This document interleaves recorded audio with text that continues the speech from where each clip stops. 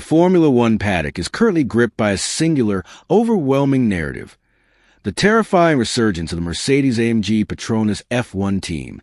As we navigate the heart of the 2026 season, the Silver Arrows have transitioned from a phase of meticulous reconstruction to a state of performance that can only be described as frighteningly dominant. For those who witnessed the team's struggles in previous cycles, the current transformation feels less like a technical evolution and more like a total reclamation of their status as the sport's apex predator. They are not merely winning. They are operating on a level of efficiency and raw pace that has left the rest of the grid scrambling for answers, effectively turning the championship battle into a demonstration of engineering superiority. The genesis of this resurgence is rooted in a radical shift in philosophy regarding the W17's aerodynamic architecture. During the off-season, the technical directive in Brackley focused on a concept that many rivals deemed too ambitious: a total integration of the floor's ground effect capabilities with a highly complex cooling system for the new hybrid power unit.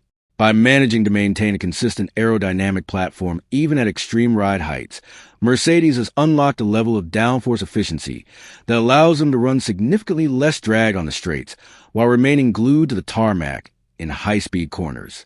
This creates a terrifying synergy where the car is faster everywhere, regardless of the circuit characteristics or the atmospheric conditions.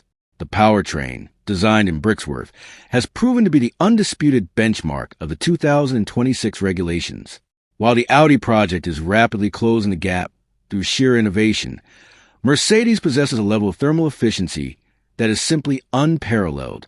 They have cracked the code of energy recovery, specifically in how they deploy the electric motor under full throttle. Where other teams face battery degradation or deployment limitations toward the end of a long straight, the Mercedes unit remains constant, delivering a punch of torque that makes their overtakes appear effortless. It is a level of power delivery that suggests they have found a way to bridge the gap between internal combustion and hybrid deployment that is years ahead of the competition. George Russell and Lewis Hamilton are currently operating in a psychological zone that is equally intimidating. The car's predictability allows both drivers to push at 99% of the limit from the very first lap of free practice, a luxury that no other team currently possesses. Because they are not constantly fighting the car's balance, they can focus entirely on fine-tuning their braking points and line selection. This manifests on the timesheets as a scary gap to the rest of the field, particularly during qualifying sessions. When they turn on the engine modes and optimize the aerodynamic settings, the W17 enters a window of performance that seems to defy the laws of the current regulations. The team's operational excellence, often overlooked in favor of technical data, has also been flawless. Strategy calls, pit stops, and reliability are functioning with the cold, clinical precision of a machine. Even when faced with challenging variables, such as unpredictable weather or safety car restarts, the Mercedes Command Center has made every correct decision, often capitalizing on the errors of their rivals. They have reached a point where they don't need to take massive risks to win. They simply execute their plan, and the inherent pace of the car does the rest.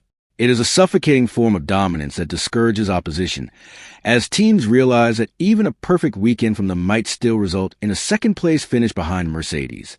The sheer scale of this lead has prompted urgent meetings within the FIA and among the rival team principals. There is an unspoken agreement in the paddock that if Mercedes continues to refine this package at the current rate, the rest of the season could become a procession. They are flying low in a way that feels intentional, a demonstration of power designed to demoralize and disrupt the long-term planning of teams like Ferrari and Red Bull. The way the car handles curbs, the way it maintains tire temperature, and the way it seems to handle crosswind suggests that they have achieved a level of passive stability that is a holy grail of modern F1 engineering.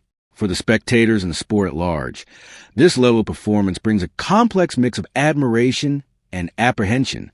History shows that when one team reaches this tier, it can lead to a period of sustained, undisputed reign. The scary aspect of their current form is a lack of visible weaknesses.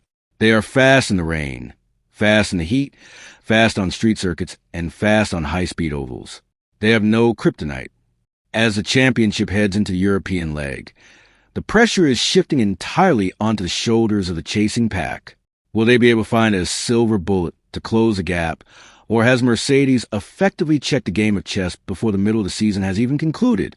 Ultimately, The Mercedes of 2026 is a testament to the fact that, in Formula One, the combination of deep-rooted technical knowledge and a culture of relentless pursuit is the most powerful force in existence. They have taken the lessons from their difficult years, refined their organizational structure, and emerged with masterpiece. The sight of their cars lapping with such ease is a chilling reminder of what happens when a team with unlimited resources and elite talent decides that second place is no longer an option. The season is far from over, but as it stands, the rest of the grid is not racing for the championship. They are racing for the honor of being the best of the rest behind the relentless, terrifying, and awe-inspiring speed of the Silver Arrows. The message from Brackley is clear. They haven't just returned to the front. They have redefined what it means to be at the front.